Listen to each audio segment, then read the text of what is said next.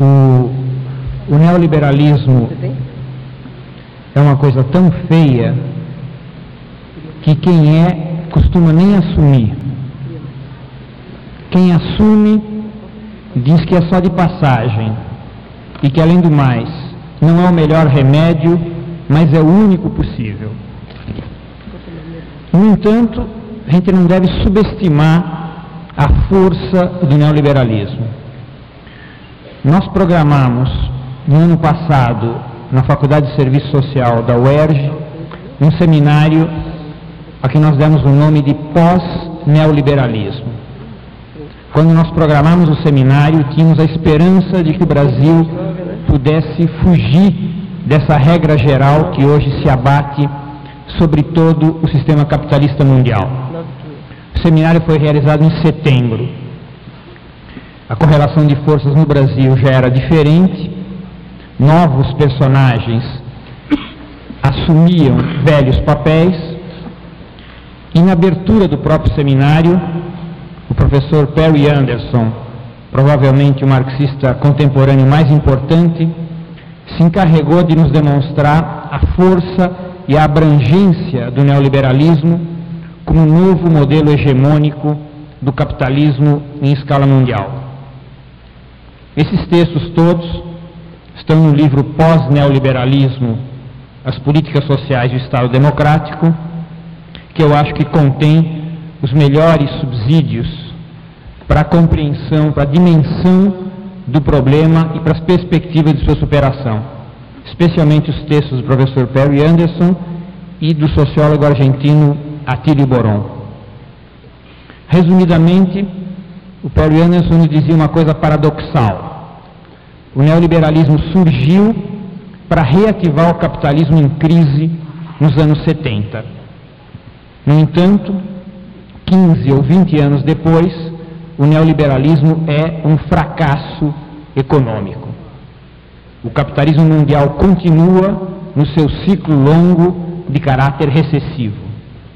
Apesar das extraordinárias renovações tecnológicas, especialmente dos anos 80, o capitalismo continua estagnado. Então, do ponto de vista econômico, o neoliberalismo não conseguiu lograr os seus objetivos. No entanto, ele é um sucesso. De que ponto de vista ele é um sucesso? Em primeiro, o liberalismo conseguiu acentuar, multiplicar, estender o processo de fragmentação social nas nossas sociedades. Isto é, a heterogeneidade social, especialmente entre as classes subalternas, é cada vez maior. As diferenças de condições de vida, de formas de sobrevivência entre um e outro trabalhador, e entre o mesmo trabalhador num mês e no mês seguinte, são cada vez mais acentuadas. Isso divide a sociedade, fragmenta, de alguma maneira consegue cruelmente o objetivo do liberalismo clássico, isto é, reduzir as pessoas à sua individualidade. Dificulta os laços sociais, dificulta o consenso social, dificulta a organização social, dificulta a resistência social ao próprio neoliberalismo. Isso é um sucesso social. Ao que ele acrescenta sucessos ideológicos e políticos. Ideológicos, ligado ao campo social, porque ele voltou a dar vigor ao argumento da desigualdade como um fator positivo. A ideia de que as diferenças, as desigualdades incentivam a produtividade. A crítica à ideia do amparo social, à seguridade social. Esses argumentos são passados a limpo numa ótica economicista. Quer dizer, é preciso que as pessoas se virem no mercado. A ideia de justiça social, o neoliberalismo substitui pela ideia de oportunidade. O que a sociedade deveria fazer é dar oportunidade às pessoas. E oportunidade, na perspectiva do neoliberalismo, significa se virar no mercado. Além do mais, ideologicamente, o neoliberalismo conseguiu o triunfo de tentar caracterizar a sua solução como a única solução possível. No fundo, a ideia forte do neoliberalismo é a ideia da despolitização do mercado. Quer dizer, o mercado voltaria a ser o melhor alocador de recursos na sociedade. E praticamente o único alocador equilibrado de recursos na sociedade. Essa é uma regressão ideológica pré-1930, pré-keynesianismo, pré-estado de bem-estar social. Mas, na verdade, é uma verdade que corre de boca em boca hoje pelo mundo afora. Além do que, é preciso se acrescentar uma vitória política. O neoliberalismo surgiu criticando a quem? Criticando a social-democracia, criticando o estado de bem-estar social. Especificamente, naquele momento, criticava o trabalhismo inglês. O neoliberalismo começou na extrema-direita, começou com um movimento minoritário que soprava contra a tempestade. Ele defendia ideias do livre mercado, quando essas ideias tinham feito a humanidade chegar, o capitalismo, perdão, chegar no limite da desordem mundial em 1929. No entanto, ele defendia essas ideias. Bom, o maior sucesso do neoliberalismo foi ter se iniciado pela extrema-direita, com Pinochet, Margaret Thatcher, Ronald Reagan, depois ter conseguido abranger e cooptar a própria social-democracia internacional. Quer dizer, o maior sintoma da capacidade hegemônica do neoliberalismo é ele ter feito que aqueles mesmos adversários que ele criticava passassem a reproduzir as suas verdades. A social-democracia foi capitulando diante do neoliberalismo, uma a uma em escala mundial. Dos socialistas de Mitterrand na França, aos socialistas de Felipe González, chegando depois à América Latina, e é preciso recordar que esses partidos que no governo têm aplicado políticas neoliberais são todos de corte social-democrata. O PRI mexicano pertence à Internacional Socialista. O Partido Justicialista Peronista Argentino pertence à Internacional Socialista.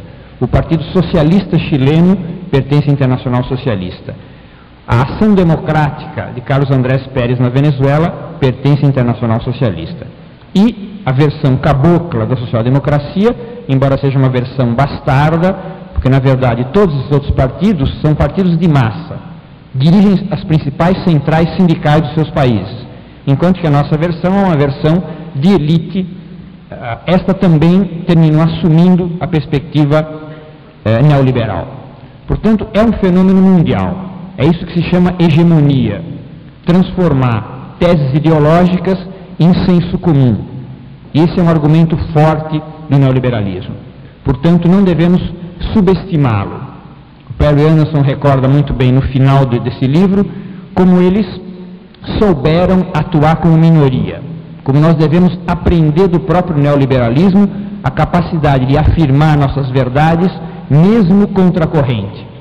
Eles afirmaram absurdos nos anos 40, 50 e 60, tais como o absurdo da privatização do serviço de saúde, o absurdo da privatização do sistema educacional, o absurdo da privatização do sistema previdenciário.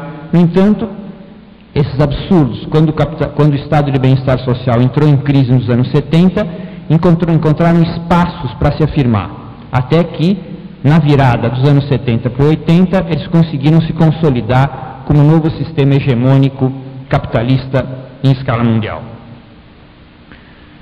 No Brasil, o neoliberalismo foi chegando devagarzinho. Na verdade, o neoliberalismo na América Latina se consolidou primeiro aonde a ditadura militar conseguiu massacrar a esquerda e o movimento social, o movimento popular. Não por acaso, o Chile e a Argentina são os modelos mais avançados na América do Sul do neoliberalismo. As derrotas são mais recentes, a capacidade de resistência popular foi menor. Foi sobre o cadáver desses movimentos que se erigiu o neoliberalismo pinochetista e depois do Menem. No caso do Brasil, a trajetória é um pouco particular. Há 2 congressos atrás, ainda durante o governo Sarney, era necessário que um governante oligárquico como Sarney adotasse como lema do seu governo tudo pelo social. Quer dizer, ainda fazia parte do consenso nacional a ideia de que o país arrastava um déficit social extraordinário multiplicado nos anos de ditadura militar. Esse consenso foi se desmanchando ao longo do tempo. E no último ano do governo Sarney se colocou em prática a primeira versão do modelo neoliberal no Brasil. Chamada política do feijão com arroz do Maílson, era uma maneira demagógica de denominar o laissez-faire, a política do livre mercado. O feijão com arroz significava o Estado não intervém, vamos repor as condições ótimas de funcionamento do mercado. Em suma, vamos mercantilizar o país até onde a gente possa. Essa trajetória passou pelos solavancos do governo Collor, mas nós sabemos que as viradas ideológicas que hoje se concretizaram já estavam presentes no Congresso passado. Em 92, quando vocês se reuniram em São Paulo, já havia uma articulação significativa entre os tucanos e o governo Collor para ampliar o bloco político no poder e tentar levar adiante de maneira mais sólida um projeto neoliberal. Bom, esse projeto foi interrompido pelo movimento popular, as elites tiveram que se reorganizar, reescolher os personagens para colocar em prática esse projeto, até que nós chegamos ao Fernando Henrique, ministro da Fazenda, e ao neoliberalismo tal qual nós o conhecemos hoje em dia no Brasil, na sua versão cabocla. Não é estranho isso, não precisamos fazer análise da trajetória pessoal do atual presidente da República. Se vocês tiverem paciência de olhar de novo a teoria do autoritarismo, vão perceber que ela é uma teoria que coloca toda a culpa da ditadura no Estado. Estranhamente, a classe hegemônica durante a ditadura militar não seria o capitalismo internacionalizado nem a burguesia nacional. O setor hegemônico, segundo o atual presidente da República, era uma chamada burguesia de Estado. Quer dizer, eles apontavam para o Estado já naquela época e diziam pega ladrão. E com isso conseguiam disfarçar, desviar a atenção em relação ao capitalismo internacional, ao capitalismo nacional e assim por diante. Eu me permito mencionar que num livro que também está saindo agora, chamado O Anjo Torto, Esquerda e Direita no Brasil, que eu fiz para a Brasiliense, eu retomo essa ideia de como, na passagem da teoria da dependência para a teoria do autoritarismo, o Fernando Henrique começou a elaborar a sua reconversão liberal. Então não é estranho que isso tivesse acontecido. Bom, isso coincide com uma virada internacional significativa. Infelizmente, nós não estamos podendo contar aqui hoje com uma companheira altamente capacitada do México para falar como as instituições internacionais se reconverteram, elas também, ao neoliberalismo e começaram esse processo basicamente a partir do México, como o México foi o modelo acabado inicialmente de perspectiva neoliberal. Para a gente falar das políticas sociais do neoliberalismo, temos que citar obrigatoriamente o Banco Mundial. O Banco Mundial tem sido o órgão formulador e reformulador dos projetos, definindo inclusive prioridades, direções, reformulando, fazendo balanços do que deveriam ser as políticas sociais no neoliberalismo. Uma das características regressivas do neoliberalismo é certamente o fato dele retomar uma ideia absolutamente economicista da reprodução social, economicista do desenvolvimento da sociedade. A ideia de que as políticas sociais são um subproduto do desenvolvimento econômico. O Banco Mundial não tem muita vergonha de dizer que até os setores chamados pobres da população terão a sua situação atendida, resolvida, quando se realizar o ajuste fiscal do Estado, quando se conseguir efetivamente passar limpo o Estado, vários Estados nacionais. No entanto, o próprio Banco Mundial tem que dizer que esse crescimento econômico não basta, não é suficiente. Se para os pobres o destino deles pode ser retomado com esse ajuste fiscal, existe, por outro lado, os extremamente pobres, a extrema pobreza. Esses não poderiam ser atingidos nem sequer pela reforma, pelo ajuste fiscal do Estado. Diz o Banco Mundial, levará muito tempo para que os frutos desta política beneficiem os segmentos mais vulneráveis e mais pobres da sociedade. Isso em 1993, ainda em auge do neoliberalismo, o Banco Mundial tinha que mencionar que os extremamente pobres não vão ser atingidos por essa política. Segundo a classificação do Banco Mundial, a diferença entre a América Latina e a África é que na África há uma maioria de extremamente pobres em relação aos pobres. enquanto que na América Latina os chamados pobres ainda seriam majoritários em relação aos extremamente pobres. No Brasil isso não é verdade. O Brasil não representa a média da América Latina. No Brasil, a extrema pobreza, estatisticamente, é maior do que a pobreza. Além do mais, confessa o Banco Mundial que o ajuste fiscal pode levar a aumentar a concentração de renda, a aumentar a exclusão social. Por isso são necessárias políticas dirigidas para esses setores específicos, aqueles que têm dificuldade de qualificação no mercado de trabalho. Então vocês imaginam, se esses extremamente pobres, no mercado existente atualmente, ou existente nos anos 80, já tinham dificuldade de se localizar, imaginem um mercado muito mais seletivo, muito mais qualificado, que situação, que perspectiva, que esperança eles podem vir a ter. E aí se dá um processo mais cruel das políticas neoliberais. Quer dizer, o Banco Mundial aponta, na realidade, em duas direções. A primeira direção é a ideia de que os setores que possam, setores de classe média, devem procurar o apoio para as políticas sociais, para a previdência social, para a seguridade social no seu conjunto, no mercado, nos setores privados. Quer dizer, existe uma dupla fuga das políticas de seguridade social. Uma delas é por cima, com a integração de setores de classe média nos sistemas privados de educação, privados de saúde e, mais recentemente agora, privados da previdência. Mas o mais cruel não é isso. O mais cruel é a quantidade de gente que está saindo dos sistemas de seguridade social pela informalização do trabalho, pela expulsão por baixo, por aquilo que o Banco Mundial incentiva. Porque o Banco Mundial e as políticas neoliberais consideram que o mercado informal é uma forma renovadora de busca de subsistência por parte das pessoas. Eles consideram positivamente esse elemento, em parte porque significa menos peso para o Estado. Se nós olharmos o que aconteceu no governo, na implantação do Plano Real, esse ano de implantação do Plano Real, dá para ver escandalosamente como aumentou a informalização do mercado de trabalho. Informalização quer dizer basicamente abandono, incapacidade de organização, incapacidade de carteira do trabalho. Fernando Henrique tem dito que ele está virando a página da época getulista da história brasileira. Só que ele está virando a página pelo lado errado, porque ele está virando a página da carteira de trabalho, daquilo que todos nós consideramos insuficiente para garantir cidadania para as pessoas, mas que, no entanto, hoje essa insuficiência ainda é o mínimo que está sendo tirado delas. Dados atuais do SEAD de São Paulo demonstram que os trabalhadores sem carteira aumentaram o seu número de junho de 94 a maio de 95 em 17%, exatamente no primeiro ano do Plano Real. Aumentaram de 682 mil a 798 mil. Os chamados autônomos, que inclui evidentemente todos os comerciantes de rua, aumentaram de 1.210.000 a 1.360.000, quer dizer, aumentaram 12,5%. Se essa é uma tendência normal, dá para comparar o que aconteceu no Plano Real com o ano imediatamente anterior.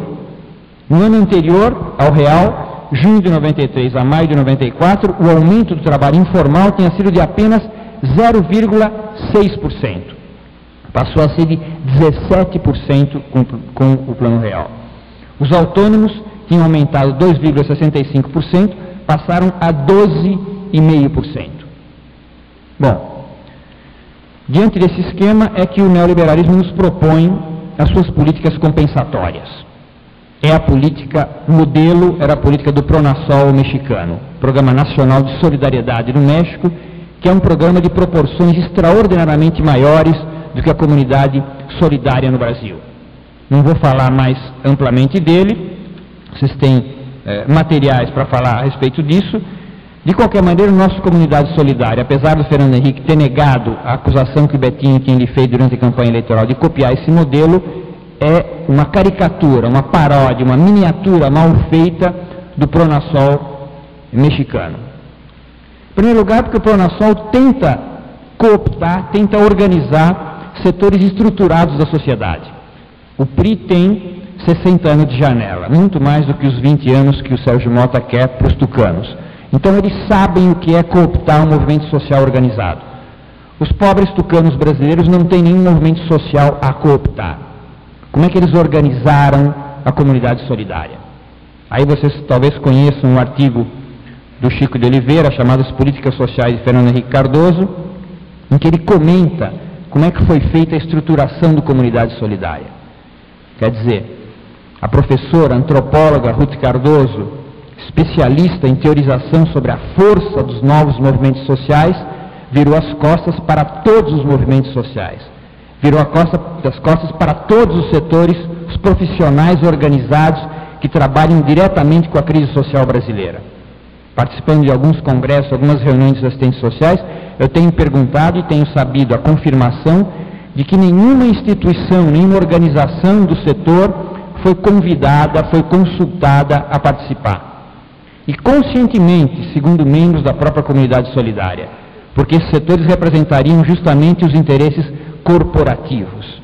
E o que eles querem fazer é organizar a sociedade sem a mediação de suas instituições.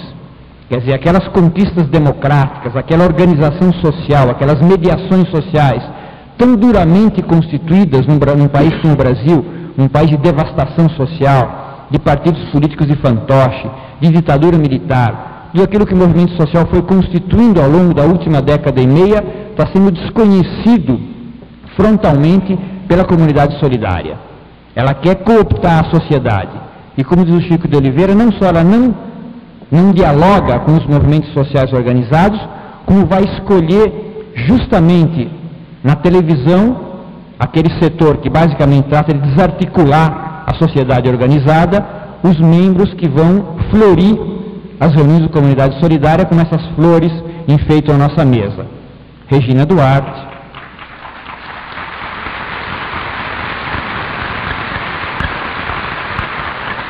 com perdão da Bahia, Gilberto Gil, os Trapalhões e assim por diante. Quer dizer, é um escárnio para os assistentes sociais do Brasil inteiro. Eu tenho certeza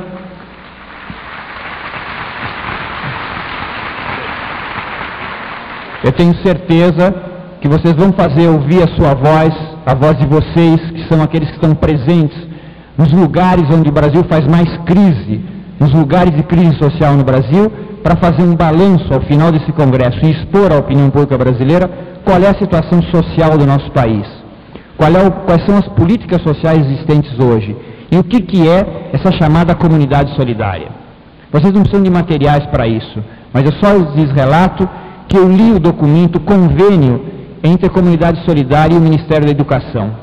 Eu posso lhes resumir dizendo o seguinte: a comunidade solidária escolheu pelo IBGE, 10 cidades mais pobres de cada estado do Brasil. Em seguida, submeteu aos governadores dos estados essa lista, em ano prévio a eleições municipais.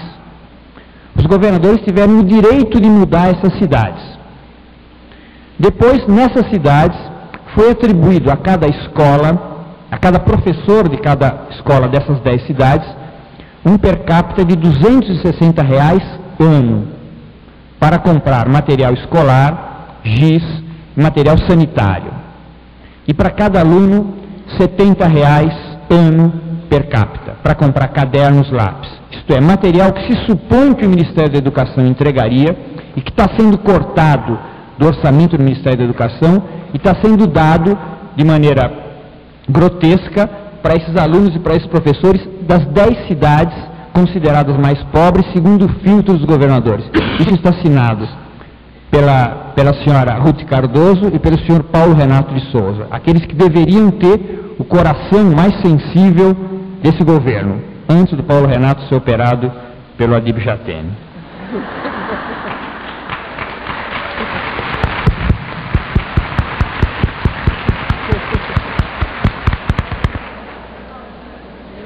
Bom, essas políticas sociais representam uma regressão fundamental no Brasil. E o mais grave é que essa regressão tem conseguido um consenso muito significativo. A ideia de que é a única solução possível tem conseguido ser reproduzida pelos grandes meios de comunicação, tem ganho um consenso fundamental no conjunto da nossa sociedade. E eu acho que nós temos que começar a romper isso. E, na verdade, o Brasil é o país que tem melhores condições para isso. O Brasil é o único país da América Latina, e, na verdade, é o único país onde se aplica o neoliberalismo pela social-democracia, em que a maior central sindical não é subordinada ao governo.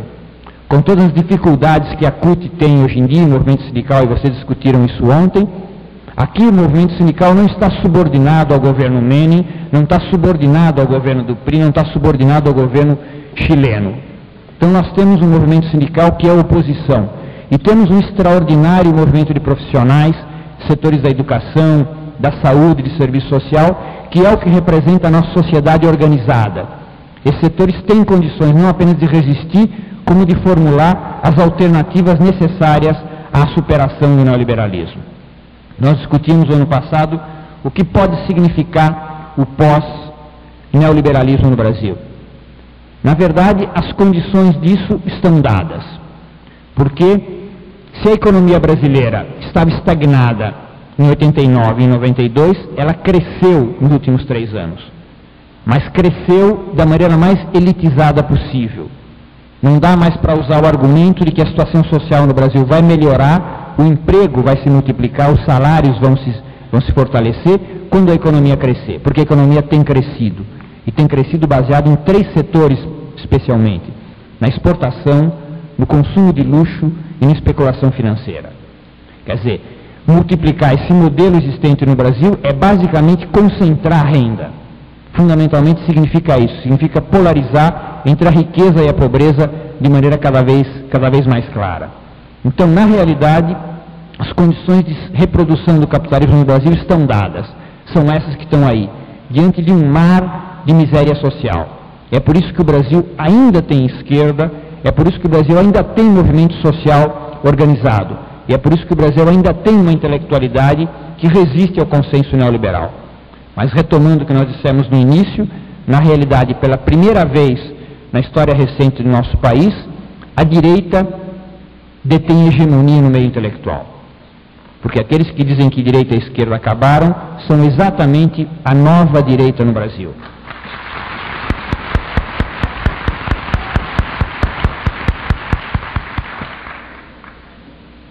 Ontem, o presidente Fernando Henrique Cardoso dizia para o seu partido, dele, que eles também devem ser inteligentes, não devem deixar apenas ao PFL o poder de ser inteligente no Brasil.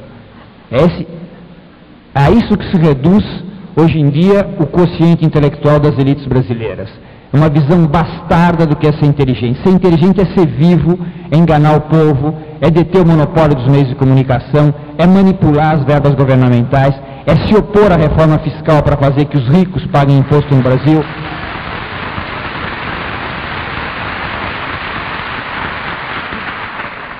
Infelizmente, vários autores que a gente usa dos nossos cursos ainda, porque fizeram coisas boas no passado, não é o caso exatamente do Fernando Henrique, não vieram debater aqui.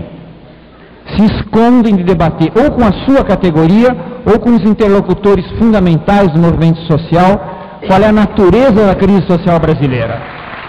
Agora, não se furtam a aparecer 15 segundos que seja no Jornal Nacional.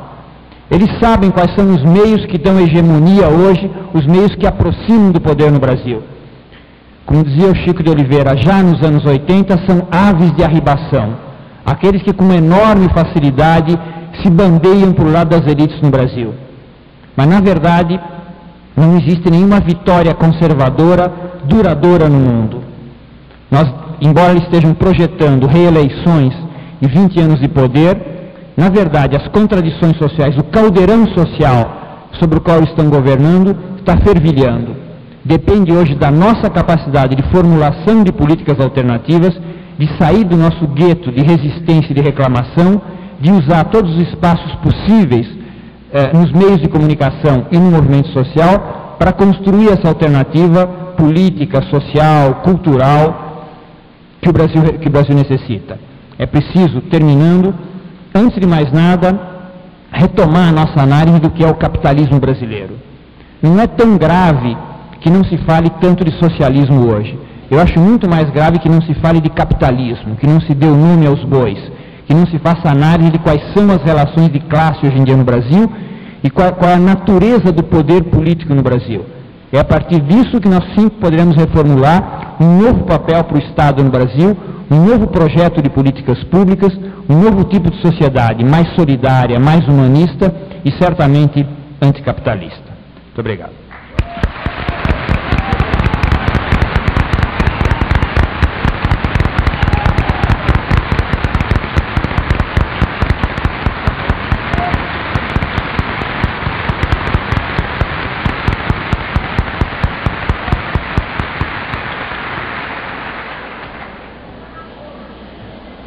Agradecemos a brilhante exposição do professor Emissábera, a contribuição ao esclarecimento e ao debate que essa categoria, na verdade, está também demonstrando avidez por esse debate, por uma clarificação de caminhos. E antes de passar a palavra aos próximos expositores, eu tenho alguns avisos para comunicar ao plenário. Bem, nós recebemos de 3 delegações a seguinte solicitação, de que o plenário não reserve lugares para companheiros.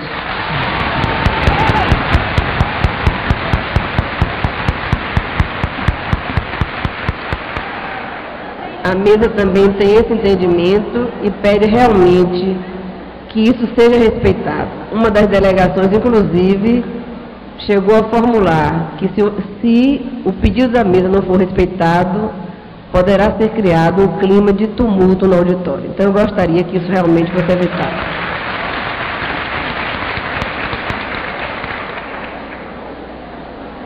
A comissão organizadora do evento também solicita uma retificação da programação de hoje. O horário dos cursos, há um equívoco em termos de simultaneidade com essa exposição. Ao contrário, o horário dos cursos só será, na verdade, efetivado no turno da tarde, das 14 às 18 horas. O programa está incorreto. Não sei como é que ficou o título. A delegação da Paraíba, assinada por Lauriana, ela pede que quem encontrou no banheiro uma pasta do Congresso contendo material, caderno e outras coisas, por favor, entregar à comissão organizadora. Temos também um aviso do restaurante Lagoa Mar, com uma programação interessante. A comida típica, com drinks e tira-gosto variados, eles estão fazendo a seguinte oferta.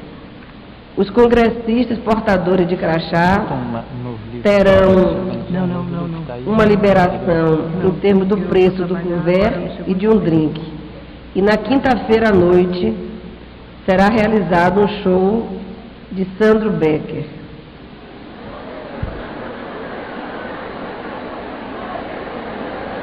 O endereço vocês conseguirão realmente, em patamares. Vocês conseguirão com a comissão organizadora, que estará distribuindo esse folheto. Bem, temos também um flip chart colocado perto do balcão da Vare, com toda a programação de interesse dos congressistas. Ainda um aviso que no final dos trabalhos, os estudantes da Escola Civil Social da UFSAL pedem um encontro no hall de entrada do auditório Iemanjá. E a diretoria do Sindicato do Rio de Janeiro está realizando também uma breve sondagem sobre a situação dos sindicatos dos estados e solicita que os colegas compareçam no balcão do Sindicato do Rio de Janeiro, no hall do auditório Iemanjá. Eu passaria a palavra agora ao professor Haroldo de Abreu.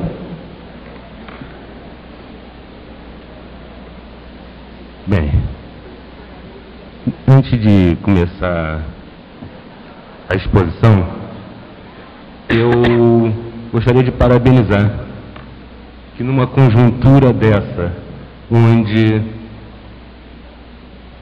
os meios de comunicação, onde a classe dominante, onde o governo, os poderes instituídos dessa sociedade, estão todos articulados, todos interrelacionados na construção e na viabilização dessa reestruturação neoliberal, é da maior importância que uma categoria profissional envolvida diretamente na mediação das relações sociais realize um congresso como esse, com claro caráter de resistência a toda essa articulação global do capitalismo, e que isso vai, sem dúvida, contribuir para um espírito de resistência que se faz necessário nesse momento. Portanto, eu parabenizo não só os organizadores, mas a todos os presentes. Eu queria colocar a questão do neoliberalismo antes de pensar um pouquinho da sociedade civil brasileira. Eu acho que pelas falações anteriores e pela brilhante intervenção do Emir, deu para perceber o seguinte: o neoliberalismo, que eu diria que gramou no submundo da história, né, desde as primeiras teses de Hayek, né, que datam do final dos anos 30, teses de resistência à Constituição do Welfare State, teses de resistência à regulação pública do mercado, teses de resistência à democratização da sociedade capitalista.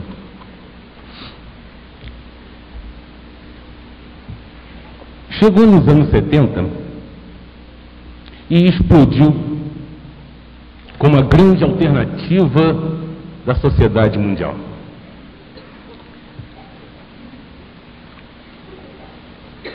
Não foi apenas a capacidade de persuasão dos ideólogos neoliberais, acho que é bom sempre afirmar que o neoliberal é, antes de tudo, uma ideologia, e uma ideologia de classe. Uma ideologia que se volta para desconstruir o que a sociedade, sobretudo as lutas sociais, construíram ao longo do século XX. Não foi apenas, voltando à questão anterior, não foi apenas a capacidade de persuasão dos ideólogos neoliberais. Na realidade, o pós-guerra não marcou apenas a consolidação do welfare state na Europa. Quer dizer, o pós-guerra não marcou apenas a bipolarização entre o bloco do capitalista hegemonizado pelo capitalismo americano e o bloco soviético. Marcou também uma integração do capitalismo mundial, né, que hoje atinge o seu ponto culminante de globalização.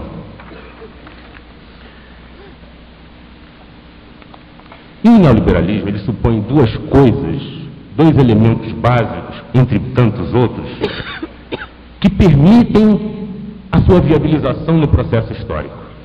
De um lado, esta globalização do capitalismo, onde o grande capital do mundo inteiro funciona como um só bloco, por cima dos capitalismos nacionais, por cima dos estados nacionais, por cima dos pactos de bem-estar construídos no mundo, ou mesmo pelos pactos desenvolvimentistas construídos pelo mundo nas esferas nacionais.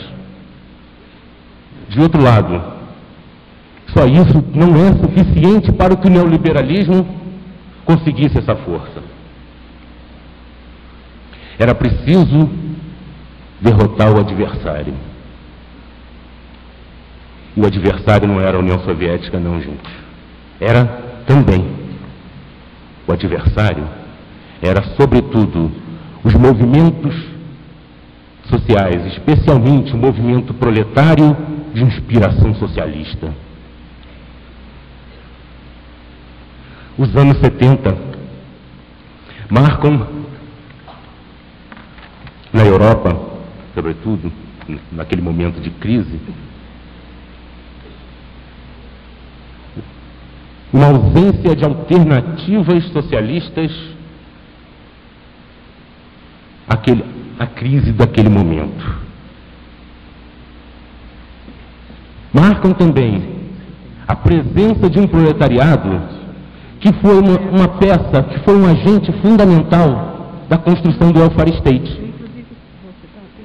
Mas, ao construir o welfare state, sem aprofundar a crítica da economia política, sem aprofundar a crítica da sociedade capitalista, sem aprofundar a crítica do fetichismo da mercadoria, do fetichismo do mercado,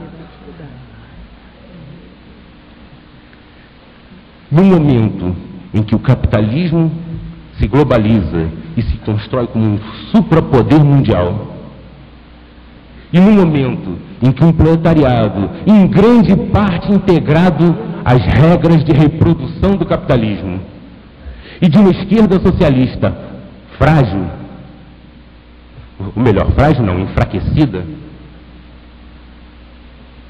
foi o momento da virada. As teses neoliberais que durante 30 anos viveram no submundo tornaram-se a grande alternativa.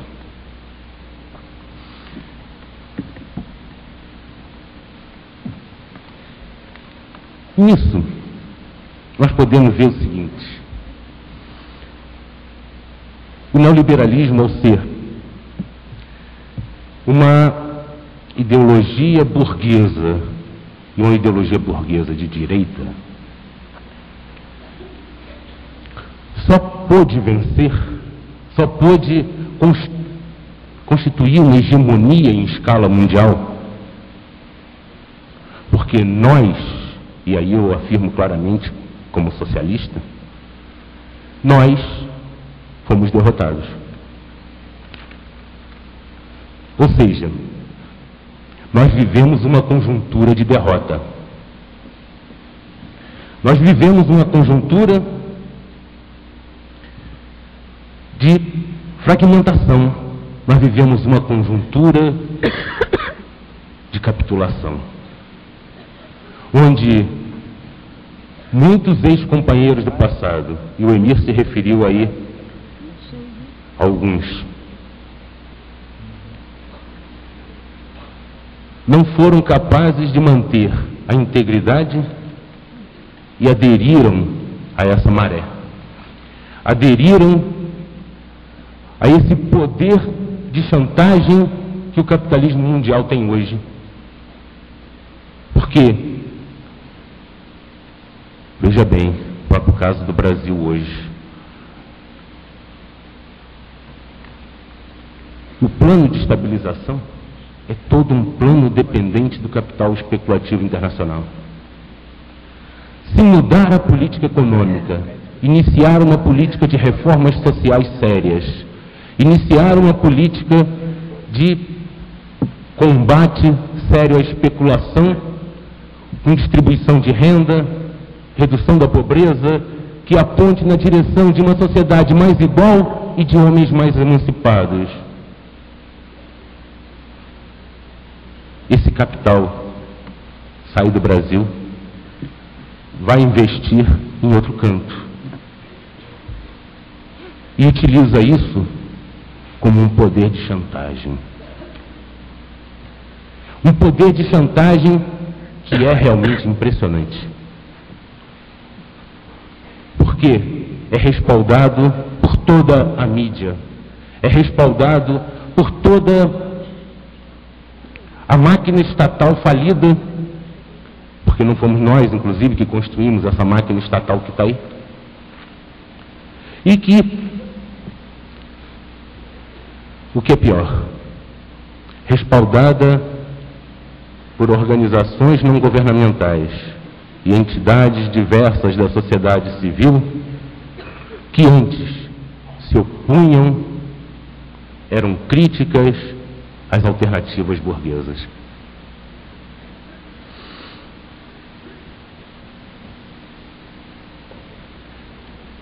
Na realidade, esses pactos, quer dizer, o neoliberalismo é uma ruptura dos pactos que foram celebrados em diversos estados nacionais.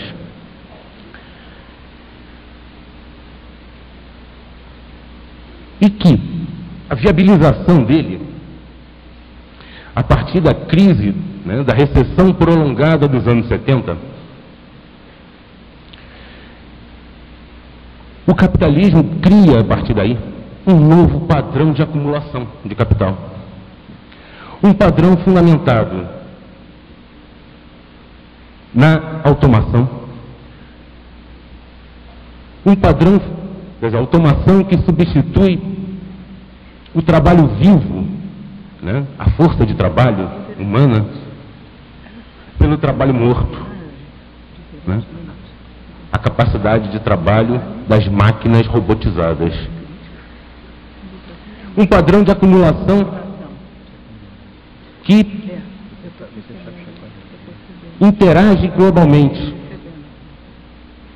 Se vocês quiserem, abram qualquer equipamento eletrônico moderno e tirem a placa do circuito eletrônico que tem dentro dele. Vocês vão ver que nessa placa você vai encontrar vários chipzinhos e vocês vão ver que cada um desses chipzinhos é produzido em um país diferente. Você vai ter chip made in Coreia, chip made in Japão, chip made in USA, dentro de uma mesma placa. Ou seja, o produto do capitalismo hoje é um produto mundial, mundializado. O novo padrão de acumulação é também um padrão que muda as relações internas das empresas, muda os padrões de integração interno dentro da empresa capitalista. Com a terceirização, com novos padrões de gerenciamento, né, influenciados sobretudo pelo toyotismo, que é uma ilusão de participação do trabalhador na gestão, porque o trabalhador apenas participa no controle, né, parcial, né, e subsidiário do processo, não tem poder nenhum de decidir sobre o processo de trabalho propriamente dito.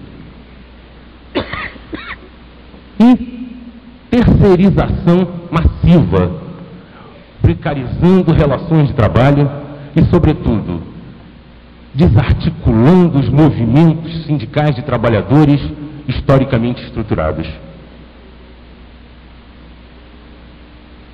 Com isso, nós vemos o seguinte: o capitalismo tem, a partir da segunda metade dos anos 70, meados dos anos 80, todas as condições de buscar o regresso à ordem de mercado, de buscar desconstruir as conquistas sociais e democráticas ao longo do século, obtidas ao longo do século XX.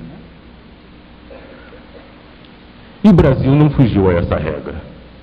A estratégia do desenvolvimento, quer dizer, a estratégia capitalista no Brasil envolve a ampla subordinação, a ampla integração a esse capitalismo globalizado. A abertura, a desregulamentação, né? Abertura do mercado, desregulamentação e uma série de outras medidas compõem esse quadro de composição final, né, embora subalterna ao capitalismo internacional. E com isso, nós temos no Brasil, como o Emir mesmo se referiu, desde o final do governo Sarney, a chamada reestruturação neoliberal. Reestruturação neoliberal que envolve explicitamente uma via legitimadora, que via essa: a de não fazer o ajuste tributário, quer dizer, a reforma tributária, a reforma fiscal, que era necessária com o fim da ditadura, de não fazer as reformas institucionais que eram necessárias com o fim da ditadura, e com isso deixar que duas coisas acontecessem. De um lado, uma inflação galopante, para que eles, neoliberais, pudessem trabalhar a ideia do imposto inflacionário. E de outro lado, né, a efetiva depredação dos serviços públicos.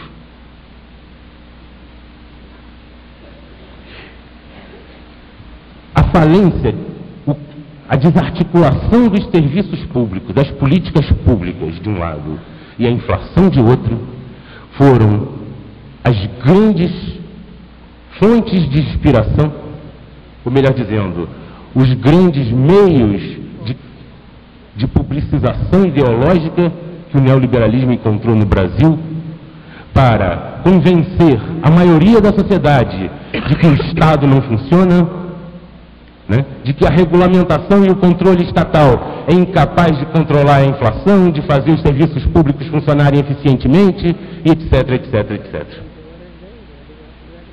O medo da inflação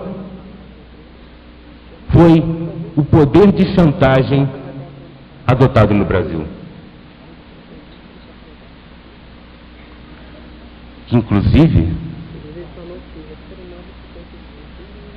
deu uma reviravolta no quadro eleitoral do ano passado, espantosa. Quer dizer, o medo de que a esquerda, ganhando as eleições, pusesse fim a uma política de estabilização monetária, e a campanha foi toda, da mídia foi toda nesse sentido, dizer que estabilidade era a estratégia neoliberal representada pelo atual presidente, reverteu totalmente o quadro eleitoral.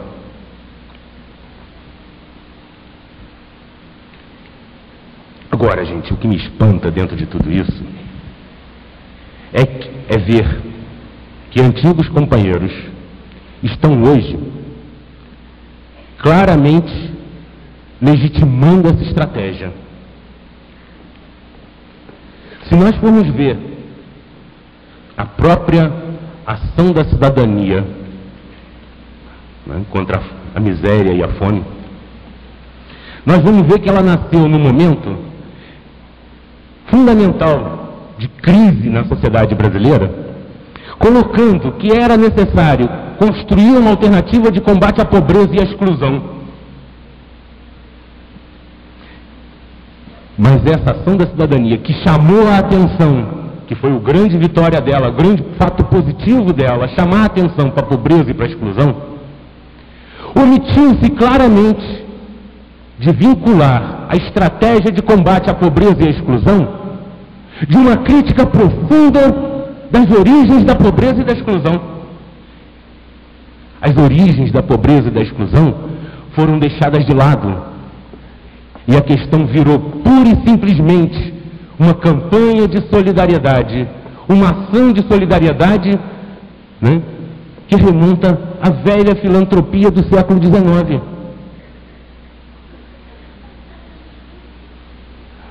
Ou seja, os contrapoderes ao poder do capital, o Estado como regulador desse processo, a esfera pública democratizada como alternativa de distribuição de renda, como alternativa de um novo padrão de desenvolvimento, foram esquecidas. Como se tudo se resolvesse pela ação dos indivíduos formando grupos de solidariedade. E a base material das desigualdades sociais, esta reestruturação produtiva neoliberal que desemprega massivamente, que desorganiza a sociedade massivamente, não vem sendo tocada. Nesse contexto, virou moda falar gradualmente em parceria público-privado, parceria, né, entre Estado e organizações não governamentais. Olha, gente, com raras exceções, essas parcerias não passam de garantir sobrevivência de ONGs, garantir sobrevivência de entidades filantrópicas em troca da legitimação da reestruturação neoliberal que está aí. São pouquíssimas as entidades que fazem essa parceria, que mantêm a crítica da reestruturação neoliberal. São pouquíssimas e são vozes raras que tendem a ser isoladas também nesse processo. Agora, interessa da perspectiva neoliberal essa parceria com as ONGs e entidades filantrópicas. Sobretudo, numa estratégia de legitimação por um lado e por outro, numa estratégia de colocar novos atores na sociedade civil que obscureçam o confronto social real, que obscureçam os sindicatos e os partidos como atores sociais e políticos decisivos da sociedade. Me parece que essa tem sido até agora uma estratégia bem-sucedida. E me parece também que o chamado comunidade solidária é o caminho encontrado para viabilizar essa estratégia de um modo centralizado, né? De um modo articulado, não diria centralizado, de um modo articulado. Olha, gente, quando fala em participação da sociedade civil, querer reduzir essa participação da sociedade civil a fóruns que participam apenas ONGs, que participam apenas entidades filantrópicas, que participam apenas empresas capitalistas, em parceria com governos, com órgãos governamentais, isso é, no mínimo, uma redução do que é a sociedade civil. Onde ficam os trabalhadores? Onde ficam os explorados e excluídos como sujeitos desse processo? Isso é a negação dos explorados e excluídos como sujeitos. É não querer perceber que uma ação contra a miséria e a exclusão social real só é possível com a promoção dos explorados e excluídos à categoria de sujeitos da história, de sujeitos da emancipação social, de sujeitos da igualdade social. E isso vem sendo, sinto muito, cinicamente colocado para escanteio, inclusive por muita gente que utiliza um discurso progressista para justificar a participação das ONGs, a participação das entidades filantrópicas e dos empresários nesse processo, excluindo sindicatos, excluindo movimentos populares combativos. Isso aí, gente, é na realidade um grande artifício de legitimação não das reformas, mas do ajuste neoliberal. E o que fazer contra isso? Olha só, ia ter uma consequência para o serviço social. Porque, na realidade, esses programas de parceria, porque, na realidade, o programa de comunidade solidária atropelou a lei orgânica da assistência. Atropelou a lei orgânica da assistência e mais, não se fala mais na construção de um fundo social. Não se fala mais na construção de um fundo social que viabilizasse a lei orgânica da assistência. Não se fala mais né, no salário, né, dos idosos, não se fala, quer dizer, não se fala mais dos programas amplos, públicos, de promoção, né, de integração dos deficientes, e assim por diante. A questão agora virou toda, né, a parceria.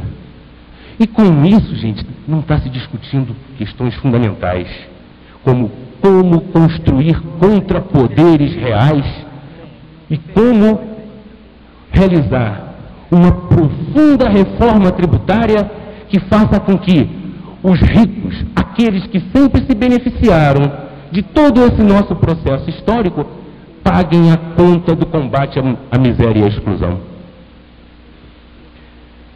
Eu tenho a impressão que nós temos também agora uma oportunidade, que é o debate da reforma tributária. Me parece que a reforma tributária, mais uma vez, vem aí apenas para discutir um ajuste fiscal, para viabilizar esse ajuste global do neoliberalismo.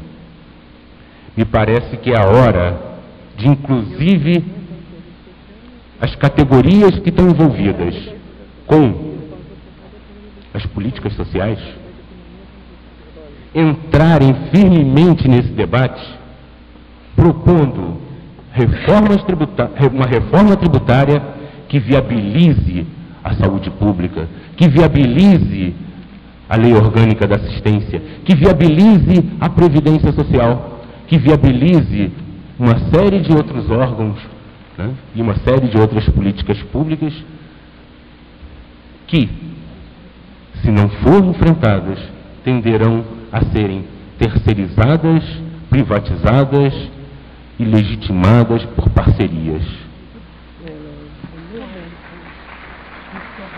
Eu queria apenas, para encerrar esse debate, para encerrar essa minha intervenção, colocar algumas questões.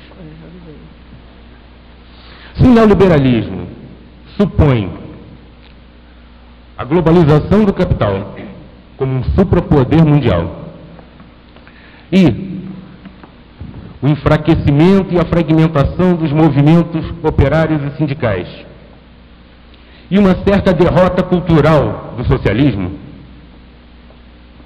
dos movimentos socialistas,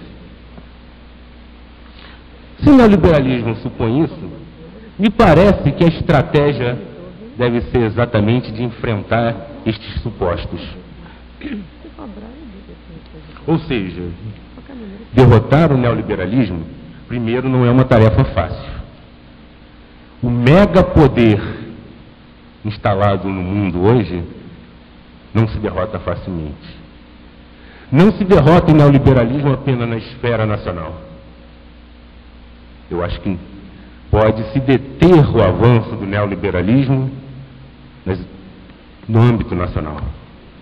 Mas derrotar o neoliberalismo só é possível por uma resistência global, por uma articulação mundial. Pois retomar as articulações dos movimentos operários internacionais, retomar as articulações dos partidos, né, socialistas e dos sociais-democratas que ainda fazem jus a esse termo no mundo, retomar as articulações das entidades, das organizações da sociedade civil que têm uma perspectiva crítica frente ao mundo burguês, frente ao mundo capitalista. De um lado, é preciso, né, criar vínculos internacionais, mas também é necessário construir blocos de forças intranacionais. É necessário que se rompa com uma lógica apenas, né, de resistência corporativa ao neoliberalismo e transcender esta lógica de resistência corporativa para uma resistência efetivamente pública e política.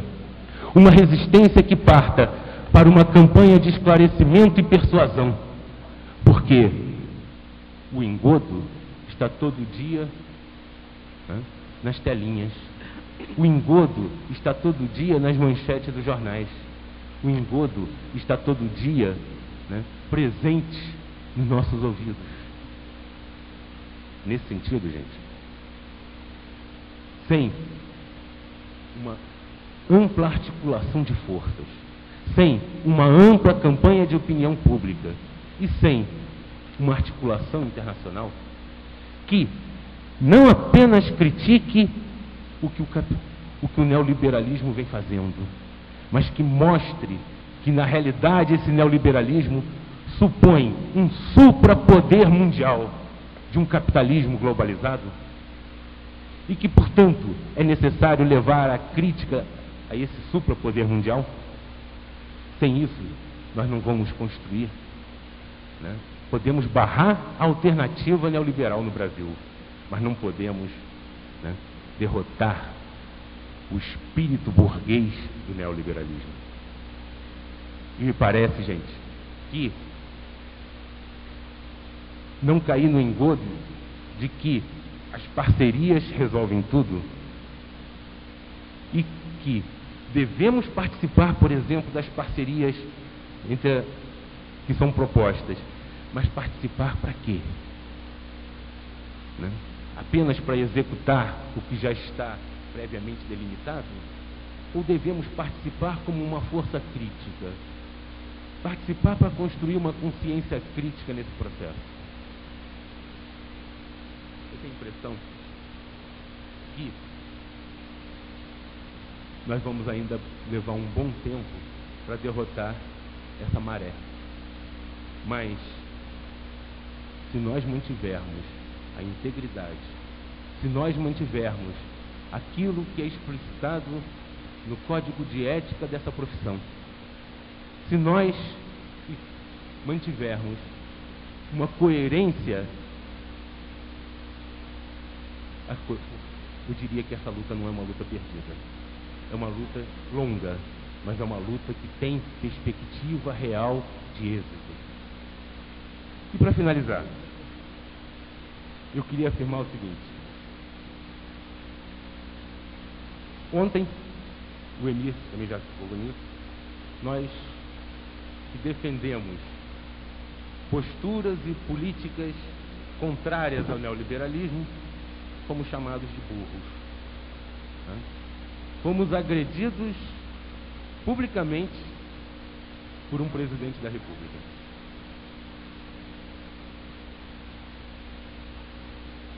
Pois eu diria o seguinte: nós vamos ter que responder no nosso dia a dia, responder nas nossas atividades profissionais, responder nas nossas elaborações intelectuais, responder nas nossas articulações políticas, né?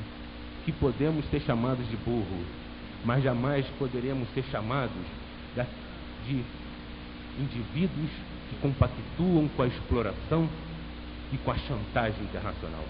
Gente, muito obrigado.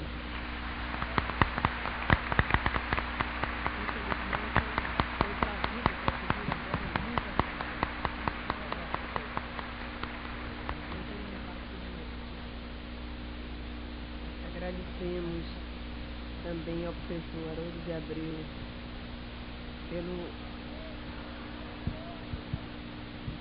Agradecemos em nome da mesa do plenário ao professor Haroldo de Abreu pela grande contribuição, pela clareza da explanação ao debate.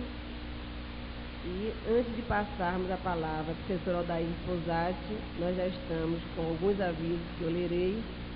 Quero também informar o plenário que já estão em mesa um grande número de questões e relembro que às 10h30 nós estamos conseguindo, inclusive, manter o tempo também dos expositores. Às 10h30 serão realmente esgotadas a remessa de questões ou de exposições no microfone. Recebi mais uma solicitação de que os lugares não sejam realmente tomados por pessoas que, na verdade, não estão ocupando com objetos, né?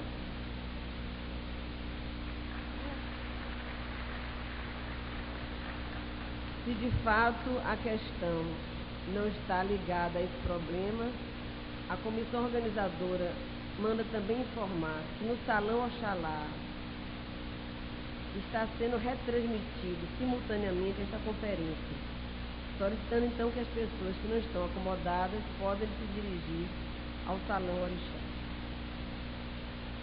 Salão Oxalá. Os cadernos de comunicações estão sendo entregues na sala de conferencistas. Favor procurá-los ainda esta manhã, a comissão organizadora.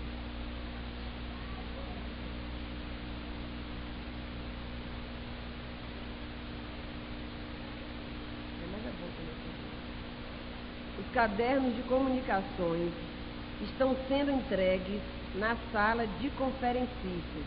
Aqueles que se interessam, procurá-los ainda esta manhã.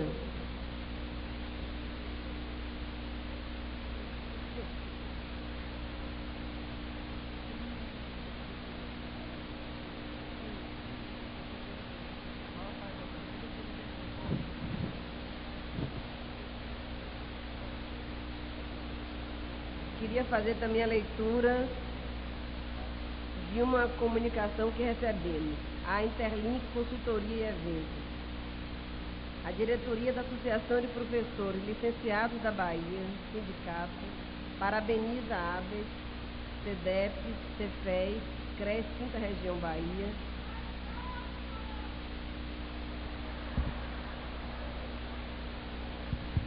a diretoria da Associação de Professores Licenciados da Bahia, Sindicato, parabeniza a ABES, CEDEP, CEFES, CRES 5ª Região Bahia, Diretório Acadêmico de Serviço Social da Universidade Católica de Salvador, Escola de Serviço Social, Universidade Católica do Salvador e Executiva Nacional dos Estudantes de Serviço Social, pelo 8º Congresso Brasileiro de Assistentes Sociais.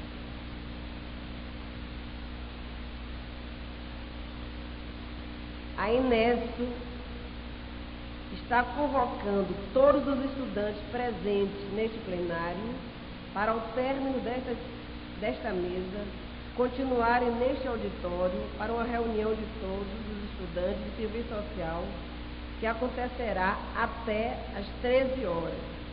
Maurílio. Academia de Capoeira, Filhos de Mestre Bimba, convida os congressistas para uma roda de capoeira hoje, terça-feira, dia da bênção, no Pelourinho.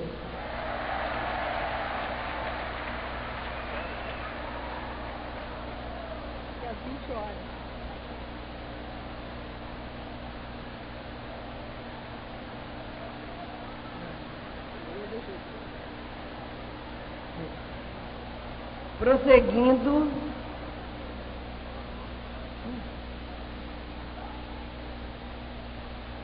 Prosseguindo os trabalhos, nós passaremos a palavra à professora Aldaísa Esposati.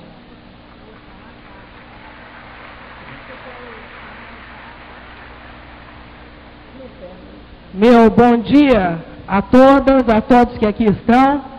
Quero realmente saudar esse magnífico 8º Congresso do Serviço Social e talvez dizer que cabe uma tarefa a esse 8º Congresso que a categoria exerceu no seu 3º CBAS, lá em São Paulo, lembram, no Inhembi, onde nós realmente conseguimos, naquele momento, reposicionar a categoria frente à ditadura militar. Considero que este momento do confronto do país face a esta introdução perversa do neoliberalismo, que tanto as mesas de ontem, quanto aqui brilhantemente, Emir Saad, Haroldo, Abreu nos colocaram, creio que é mais do que urgente o nosso posicionamento. Eu começo realmente já prenunciando aquilo que poderá vir a ser até o final destes dias, um firme posicionamento da nossa categoria.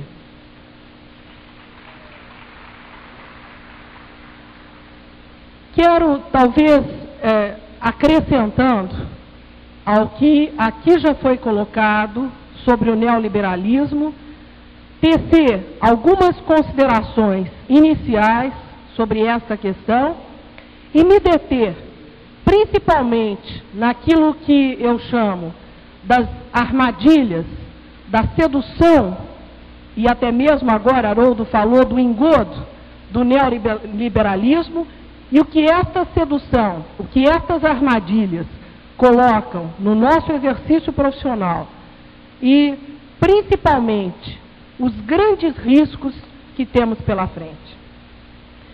Eu queria reforçar, para começo de conversa, que o impacto do neoliberalismo, o impacto fundamental que entendo do neoliberalismo é perversamente, ele se dá perversamente sobre as frações da sociedade pior situadas na escala de distribuição de riqueza. Esta aparência de modernidade dele realmente esconde a trama de pauperizar mais, de miserabilizar a população. Vejamos a Argentina, vejamos o México, irmãos de América Latina, o confronto que a população tem e está enfrentando. E o quanto assusta isto, já pelo nosso grande percentual de população miserabilizada, um país campeão da desigualdade social internacionalmente, o desastroso impacto que o neoliberalismo seguramente trará, como já está trazendo, para a nossa população. Chama atenção também a uma particularidade da nossa realidade. A nossa luta social, a nossa luta pela democratização, no enfrentamento da ditadura, associou democracia social com democracia política. A nossa luta por inscrever direitos sociais na Constituição, retornar ao Estado de Direito, vinculou no exercício desses direitos sociais o exercício político da presença, da participação, da decisão da sociedade civil.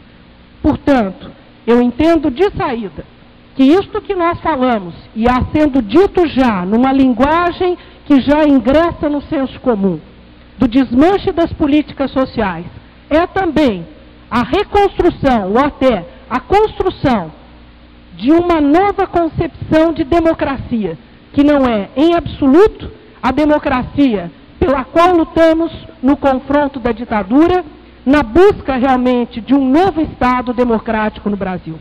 Então, um grande alerta, não está em desmanche só, o que já é extremamente penoso, o acervo todo dos direitos sociais e das políticas sociais, mas também está num processo, a construção de uma outra concepção de democracia que não é absoluta aquela que funciona através dos conselhos, da representação, da participação direta, do controle da sociedade.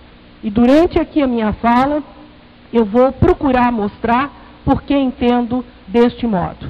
E este agravamento me parece extremamente sério para e por tudo aquilo que nós lutamos na nossa sociedade. Nós temos claro que todas essas lutas sociais, elas foram asseguradas constitucionalmente em 1988. Então, esse desmanche da Constituição, ele é, portanto, um desmanche que nos afeta duplamente. Afeta nos nossos direitos e afeta no nosso exercício da cidadania. As lutas, por exemplo, que tivemos na regulamentação da Constituição, seja pelo Estatuto da Criança e Adolescente, pela Lei Orgânica da Seguridade Social, pela Lei Orgânica da Saúde, pela Lei Orgânica da Assistência Social, pela Lei da Previdência Social, tudo isto está realmente numa operação de eu diria, um confronto mesmo, exercido pelas elites brasileiras e que estão, vamos dizer assim, apadrinhadas por esta nova hegemonia formada pela pefelização das ideias e com isto realmente provocando uma operação de redução do que foram todos esses processos de luta na sociedade. Então, eu queria marcar de saída que, no caso, o neoliberalismo, ele é basicamente uma operação conservadora de retorno, uma operação conservadora em que se vai para uma centralidade no mercado, se reduz, se retrai o Estado, se retraem os deveres do Estado, aqueles que nós inscrevemos na Constituição. Pela primeira vez, pudemos colocar vários direitos sociais, como o direito à Seguridade Social, na Constituição. E há um retraimento nesse processo do neoliberalismo.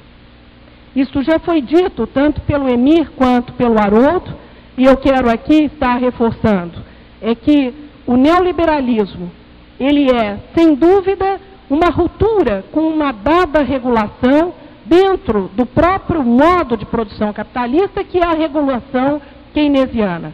Quer dizer, ele, ao retornar às ideias do liberalismo, ele confronta com aquela própria regulação de crise que foi engendrada dentro do próprio capitalismo, conhecida como modo keynesiano de gestão. E o que é, de fato, esse keynesianismo? Esse keynesianismo buscou a construção histórica, pactuada, como já foi aqui lembrado, do chamado estado de bem-estar social. E o que esse estado de bem-estar social fez dentro dessa construção? Colocou em questão a produção pelo próprio Estado de políticas sociais e, desta forma, entendendo nessa regulação proposta por Keynes nos anos 30, que com isto poderia ser acelerado o processo de acumulação, porque haveria, sim, uma outra busca de consumo no mercado, de outras necessidades que não estas necessidades sociais. Portanto, quando nós estamos falando aqui de um enfrentamento entre o neoliberalismo e o keynesianismo, nós continuamos falando de duas regulações capitalistas. Todavia, nós estamos tentando pôr acento em que o neoliberalismo, ele é perverso até mesmo com aqueles encaminhamentos que o próprio capitalismo chegou a construir historicamente. E é nesse sentido que eu entendo que o alerta é extremamente grande. E que, vejam bem, de certo modo, até esse caráter permite um grau de espraiamento de alianças, no sentido de assegurar até mesmo aqueles direitos sociais que, sob a égide do capitalismo, chegaram a ser pensados e constituídos.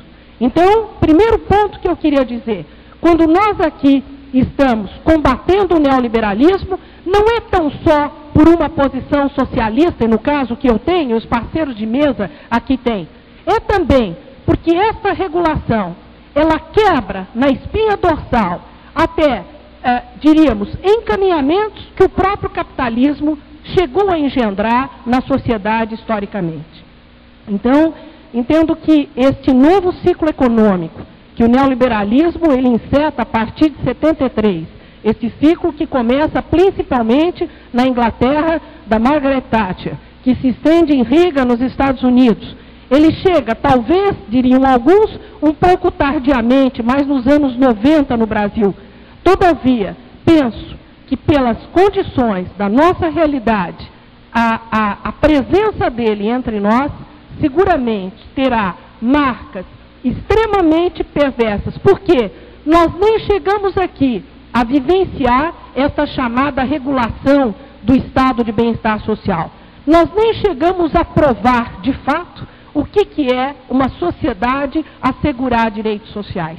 Então, quando começamos, por exemplo, uma política, implantar, efetivar uma política pública de saúde, nós já temos um processo que desmancha esse direito, que regressa essa possibilidade de realmente uma certeza social ser assegurada ao trabalhador. E é esta a grande outra perversidade do neoliberalismo. Ele rompe com as certezas sociais. Ele coloca as pessoas sob a situação de pleno risco. Emir Sader já disse isso. Ele rompe com a seguridade porque ele entende, nos moldes do pensamento liberal, que o risco é, na verdade, um dever de cada um individualmente estar enfrentando. Não se trata de ter uma cobertura do Estado pelos riscos sociais. Isto faz parte, no caso, da própria incerteza do capitalismo. E este neoliberalismo, esta forma, o que nós estamos vendo a este final de século, é que toda análise que nós fazíamos da exclusão social, das formas estruturais da exclusão social, a própria exclusão estrutural do capitalismo, que implica perversamente na submissão da sobrevida do trabalhador pela venda da sua força de trabalho, em troca de um salário para atender às suas necessidades, quer dizer, o primado do trabalho à sobrevivência, primeiro precisa trabalhar para depois sobreviver, primeiro precisa trabalhar o mês inteiro para depois ter o salário para poder comer, enquanto isso arranje ideias mágicas e formas mágicas para sobreviver, e também implica esta exclusão estrutural, perversamente, numa oferta de trabalho aquém da demanda, gerando um circuito de semi-sobreviventes na condição de desempregados, subempregados, miseráveis, mendigos, enfim, um bloco de excluídos.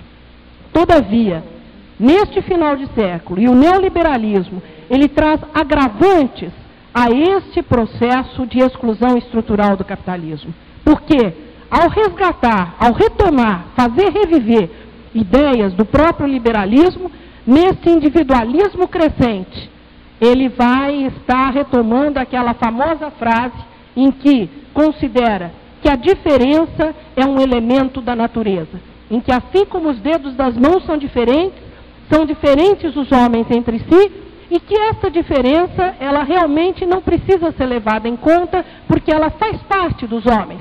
São os homens diferentes, alguns são bons, outros são ruins, alguns são bem-sucedidos e outros mal-sucedidos, e aqueles que são empreendedores conseguem realmente se dar bem na vida. E aqueles que não o são, são esses.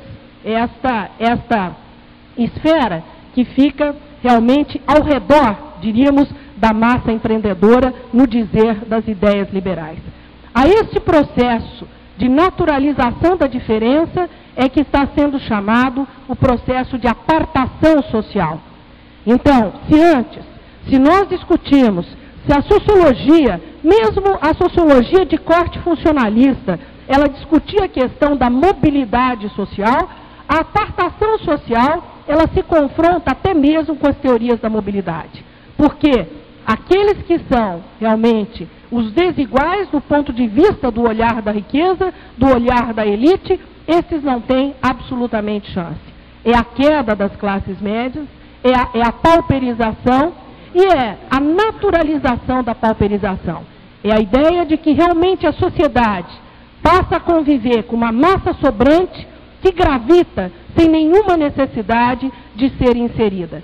A ponto de que, sequer se discute, por exemplo, um mercado de consumo de massa, não é necessário. Não é? Então, é essa ideia de uma sociedade de sobras.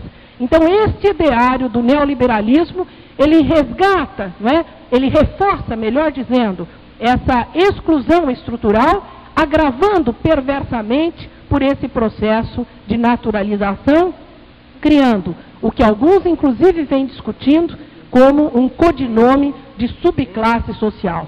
Nem exército de reserva, nem lumpesinato, já que vivem de novos modos informais, flexibilizados de sobrevida, que não atribuem nem reconhecimento, nem identidade coletiva ou garante direitos. Esse processo todo, eu dizia a vocês, ele retoma as ideias liberais, em que os riscos sociais são de inteira responsabilidade do indivíduo, devendo, portanto, individualmente precaver-se. Não se trata de ter políticas de seguridade, não se trata de ter compromissos realmente do Estado em relação à população. Desregulamenta essas responsabilidades, transformando-as em iniciativas circunstanciais. Reduz o dever do Estado e, vejam bem, perversamente aciona sentimentos filantrópicos da sociedade. Não se trata mais de discutirmos as obrigações e os direitos, mas de se colocar no cenário a filantropia em ajudar os que menos têm, reeditando a prática da benemerência e incentivando as ações sem fins lucrativos. Agora, a grande modernidade é discutirmos os sem fins lucrativos. Eu acho que esse é um ponto fundamental que eu quero também me ater ao longo aqui da exposição. Preocupa, portanto, neste quadro, a retomada do ideário em que nasceu o serviço social ao final do século passado, como prática de valorização da pessoa humana, sob a égide da doutrina social da Igreja, da disciplina da mão de obra para um novo processo industrial de trabalho, hoje flexibilizado, hoje não é mais a indústria a centralidade do mundo do trabalho, e da organização, no caso, o nascedouro do serviço social, da filantropia privada e pública, colocando-as, submetendo-as a uma racionalidade que contraponha a benemerência a métodos psicossociais de ajuda. O que eu estou querendo dizer com isso? Estou querendo aqui refletirmos juntos que esse retorno do neoliberalismo às ideias liberais, ele pode estar armando, não é, aqui uma armadilha, terminei eu aqui fazendo esse versinho, armando a armadilha, para nós, assistentes sociais, no sentido de que, ao retomar essas ideias, pode estar desenvolvendo entre nós também um retorno à velha cultura profissional, que eu entendo, esta velha cultura profissional ainda subjaz muito fortemente nas instituições onde temos nossa prática e subjaz mesmo, eu diria, em muita coisa do senso comum da categoria. Então é este grande risco que eu entendo que é um risco de sedução e ao mesmo tempo uma armadilha para nós, assistentes sociais, que o neoliberalismo traz. Esse ideário liberal sempre acompanhou a cultura profissional, que emblematicamente nós sempre traduzimos em alguns jargões do tipo ajudar a ajudar-se, não dar o peixe e ensinar a pescar. Esses conteúdos não conseguiram ser removidos a pleno no nosso processo de reconceituação, que desenvolvemos durante a década de 70 e início de 80. Embora com a reconceituação nós tenhamos conseguido pôr a nu o caráter doutrinário da profissão, a sua aliança com o modo de produção capitalista, nós não chegamos a fundo a tocar nesses elementos da cultura liberal, que é de um conservadorismo presente ainda nessa tradição profissional. E que entendo, o neoliberalismo seguramente põe foco, põe luz nessas questões. Os princípios, portanto, do neoliberalismo colocam uma grande questão para os rumos do serviço social, pelos quais lutamos nesse processo de reconceituação e no movimento de democratização da sociedade brasileira. Considero até que nós podemos falar em riscos de um retorno conservador para o serviço social, ao mesmo tempo, perversamente, atentem bem, que a sua demanda poderá crescer. Quer dizer, o neoliberalismo poderá fazer crescer uma demanda, um chamamento de assistentes sociais para o trabalho e para reforçar o pensamento liberal. E por que eu prenuncio e realmente tenho essa ousadia de falar em crescer a demanda? Porque entendo que essa lógica que presidiu a prática no seu nascedouro e que ainda subjaz a cultura profissional, ela vai de encontro ao leito da proposta política do neoliberalismo quanto às políticas sociais, principalmente em 3 grandes aspectos. Primeiro deles, a vinculação dos acessos a serviços, benefícios, a uma seletividade de mérito social, quebrando a universalidade das políticas sociais. Os assistentes sociais poderão vir ser chamados mais demandados para fazer análise de mérito, mais demandados para selecionar os pobres dos mais pobres, porque é essa orientação do pensamento liberal, é essa orientação focalista e com isso, portanto, quebrando na espinha dorsal a universalidade.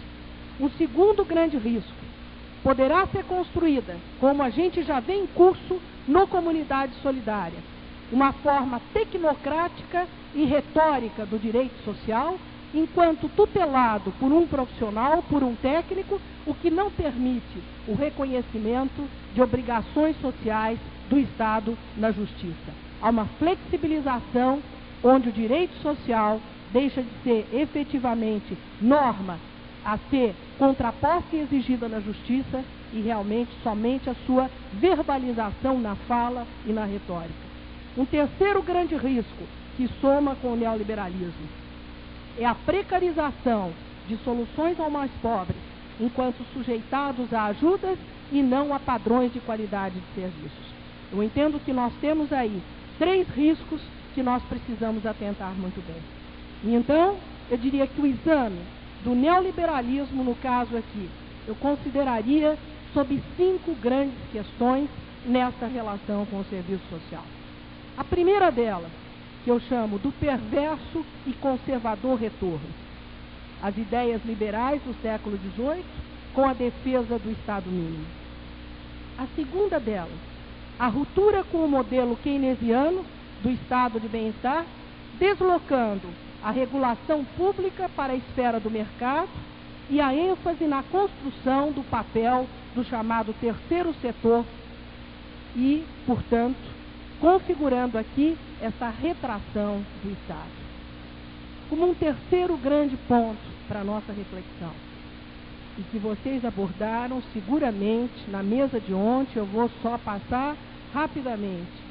A ruptura com o modelo fordista de produção, substituindo pela desregulamentação, a flexibilização e mesmo, como já Ricardo Antunes seguramente trabalhou aqui, a toyotização do trabalho, dando surgimento às novas formas informais, não é, do trabalho na sociedade capitalista.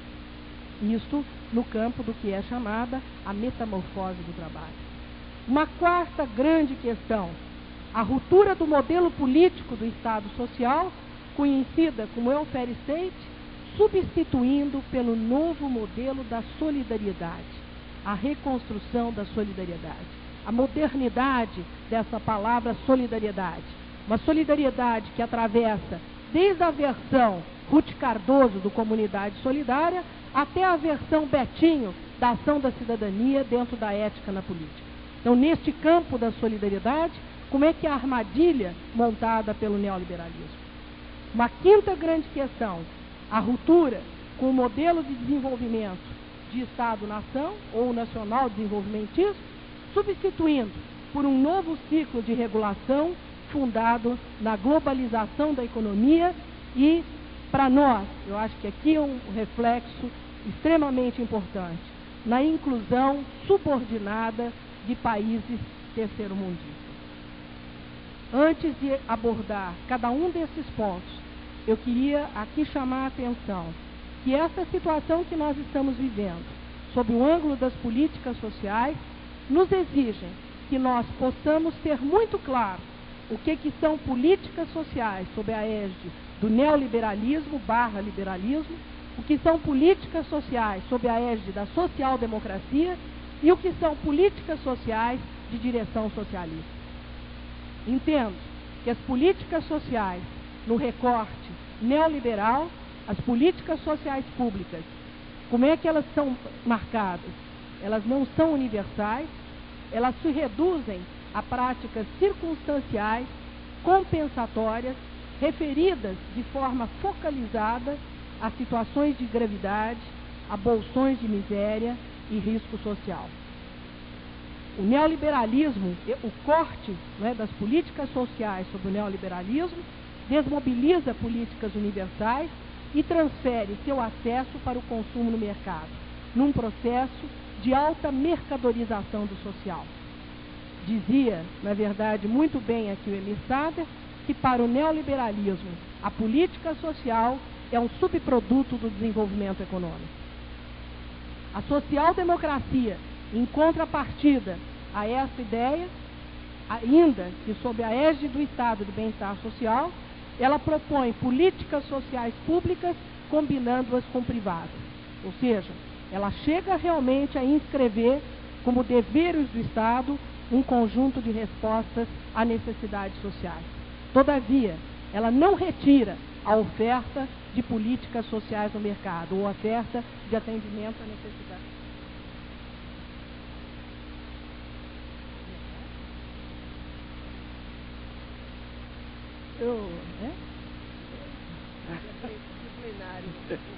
Me deixa 10, hein?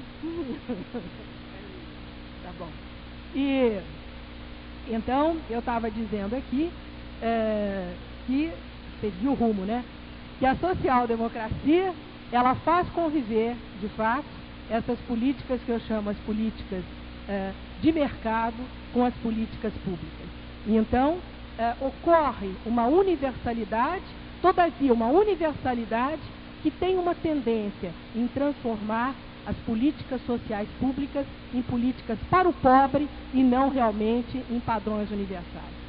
A direção socialista, ainda que diríamos muito, assim, numa perspectiva mais de uma utopia do que de fato uma concretização, ela supõe essa direção da construção de um Estado social, o caráter universal e público com padrões de qualidade pautados no avanço civilizatório da sociedade.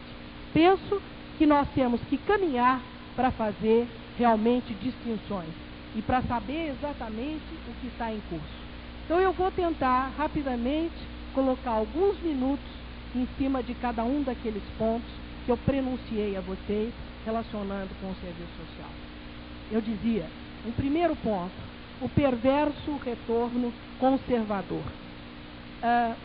Eu acho que chama muito atenção a todos nós, né, que a política de estabilização da economia de Fernando Henrique termina dizendo que o real é a solução para todos os males. Creio que vocês viram, penso que passou também na televisão, mas isso os jornais publicaram fotos, onde o presidente Fernando Henrique Cardoso entregava uma nota de R$1 ao ministro Adib Jatene da Saúde, dizendo que ali estava a solução para a saúde.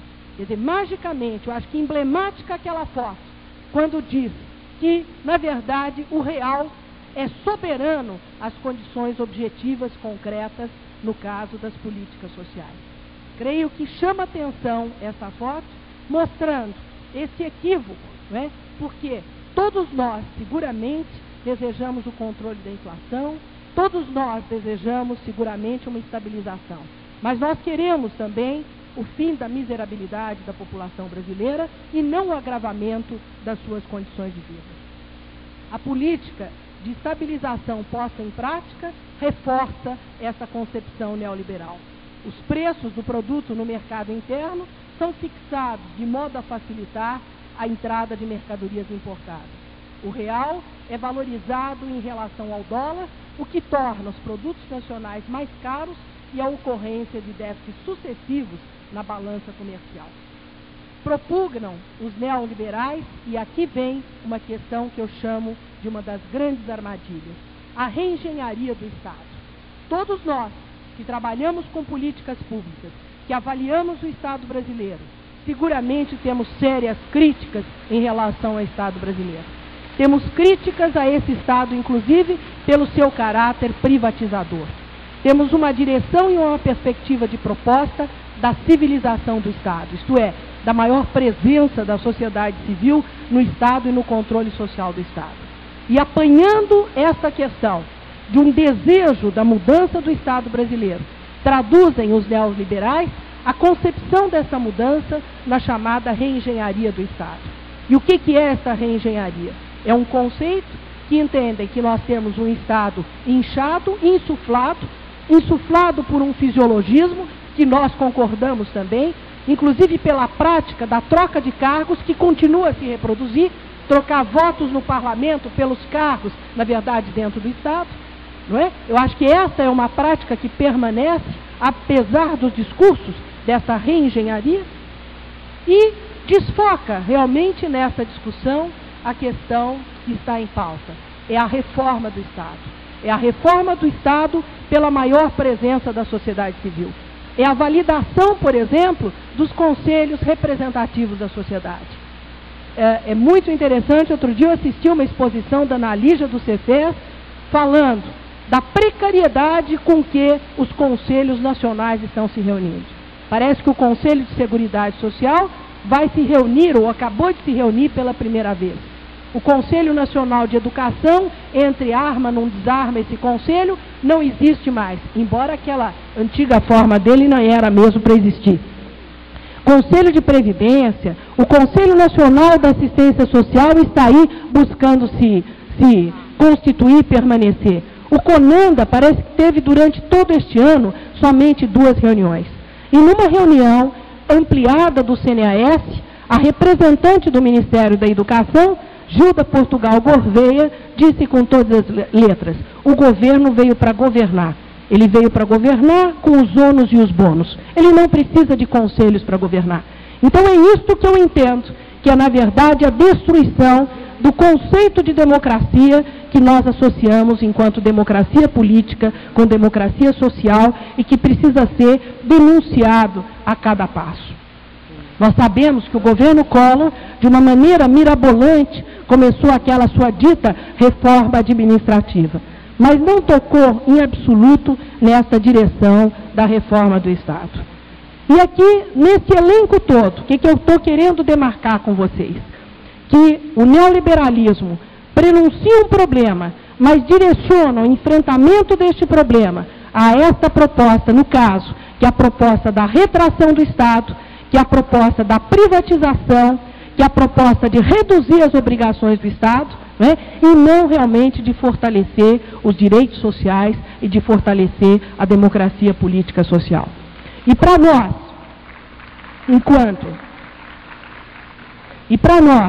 enquanto serviço social, eu dizia há pouco, naquela minha abertura, que o surgimento do serviço social, sob o ideário liberal, né, ele permanece com este processo que eu chamaria privatizador, no sentido que este ideário da gênese do serviço social fortalece a ideia de que o indivíduo é responsável por si mesmo pelo enfrentamento dos riscos sociais.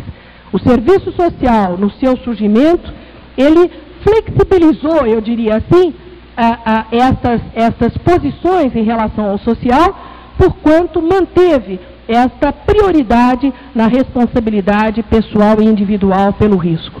No caso, o serviço social não difundiu as obrigações do Estado, e sim as obrigações do indivíduo e da comunidade.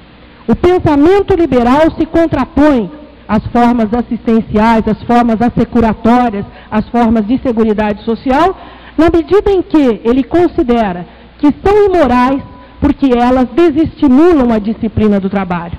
E é impressionante como se vive sob essa égide do trabalho precedendo realmente ao humano.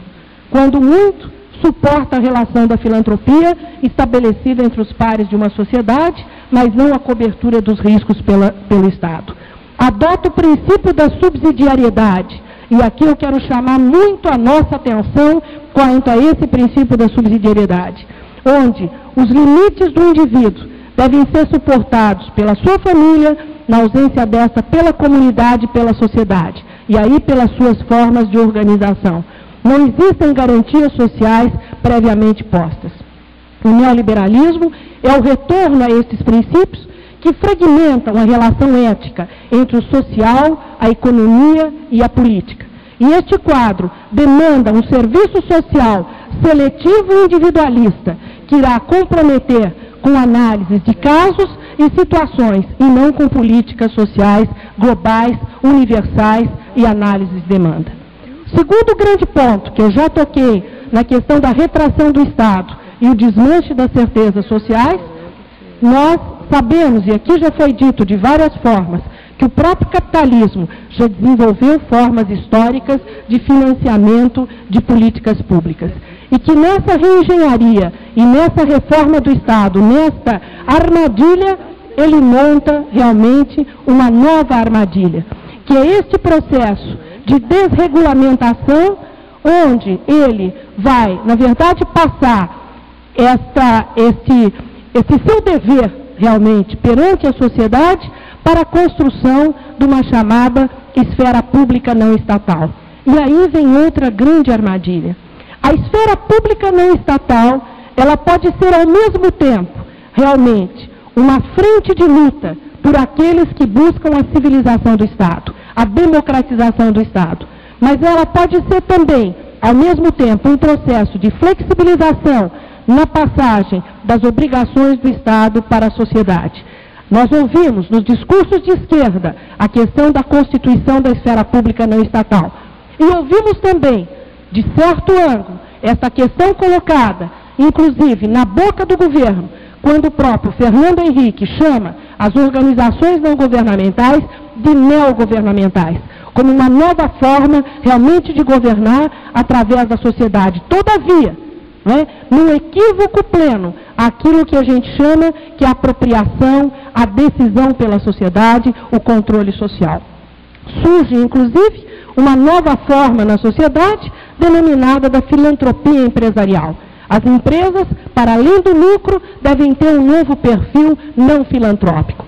Constitui-se a nível nacional um grande grupo de auxílio às fundações empresariais, o GIF, que basicamente está buscando, desde a Fundação Roberto Marinho, Fundação Odebrecht e entre tantas outras, o exercício da chamada filantropia como um substituto de políticas sociais governamentais e nessa flexibilização, traduzindo em práticas localizadas, eventuais, e ainda muitas vezes, perversamente, práticas com qualidade. Por favor, é bom que se diga, todavia absolutamente universais. É a égide das práticas pilotos. Então, esta ideia da esfera pública não estatal, de corte democrático popular, ela tem uma distância considerável dessa regulamentação hoje pela filantropia na sociedade. Esta vertente neoliberal sugere uma reorganização das relações através da filantropização que reforça o processo de subalternidade das pessoas. E aqui, o grande exemplo, que o Emir já falou muito bem, é o Comunidade Solidária. O Comunidade Solidária destruiu o CONSEA, que era um conselho com representatividade e um conselho deliberativo. Substituiu por um conselho consultivo, como ele já descreveu aqui, inclusive todos os membros desse conselho. Retraiu-se a democracia em favor, realmente, da elite, das figuras públicas que possam dar notoriedade às ações da primeira-dama. Emir já falou, infelizmente, a antropóloga Ruth Cardoso, aquela que nos ensinou a discutir movimentos sociais, hoje se põe de costas para os movimentos sociais. Mas mais que isso, Ruth Cardoso, infelizmente, não teve a coragem histórica que lhe era devida dela não permitir a reiteração do primeiro-damismo. Em todos os fóruns eu tenho dito isso, e quero aqui dizer, fala o governo federal numa ruptura com a política getulista, mas pratica de cara a política getulista, onde a figura da primeira-dama, ela reduz as ações de benemerência, mesmo que ela diga que não é assistencialista, porque ela não inscreve absolutamente aquilo que o programa Comunidade Solidária pretende fazer, porque faz muito pouco, no campo dos direitos sociais. Ele não permite absolutamente ir à justiça e reclamar dos serviços ou dos direitos populares. Ele estabelece alta seletividade, ele distingue os municípios, ele distingue as populações e ele confronta a cidadania. Por isso, está em curso realmente, volto eu a dizer aqui, uma esfera pública fundada aí nessa relação da filantropização da sociedade e exemplar posição, infelizmente, por Ruth Cardoso. Uma outra questão, portanto, que eu queria aqui já ir levantando dentro desse elenco de pontos, é a questão da metamorfose do trabalho como um terceiro grande ponto. E aqui eu só vou abordar, como isso já foi discutido, um grande risco para nós assistentes sociais. Nós temos, inclusive, nos baseado, muitas vezes, em vários programas sociais, e associar nossa prática com programas de fomento à geração de renda, até como forma realmente de garantia de alternativas de sobrevida da população. Nós temos que atentar muito bem que estas formas alternativas de geração de renda, elas podem contribuir para este elenco realmente de práticas de flexibilização do trabalho. E com isto, a não garantia realmente de direitos trabalhistas. Eu acho que aqui há um outro risco que nós temos também que atentar. E uma outra armadilha dentro disso aqui. Nós realmente somos aqueles, principalmente dentre nós, que trabalhamos nas empresas, somos treinados a confrontar com as maneiras autoritárias de gestão. Somos treinados a valorizar a questão da participação. E o neoliberalismo, ao discutir o taylorismo, ele põe também em discussão essa questão das formas autoritárias de gestão, de fragmentação do trabalho na linha de montagem, e a toyotização aparentemente vem para confrontar essa situação. Então, o fetiche das novas formas de trabalho, o fetiche da qualidade total, naquele engodo que há pouco, então, o Haroldo nos colocava, também atravessam essas práticas. O que eu quero dizer? Que o neoliberalismo arma efetivamente questões extremamente sérias para o nosso enfrentamento. Nós temos que atentar que o próprio valor do salário mínimo é a demonstração explícita do descompromisso com as necessidades do trabalhador. Quando esta nação, primeiro pronunciamento do presidente foi dizer, tem aqueles que devem viver com R$70, enquanto outros passam a viver com R$8.000, consagrou o presidente neste ato realmente a apartação social na sociedade brasileira.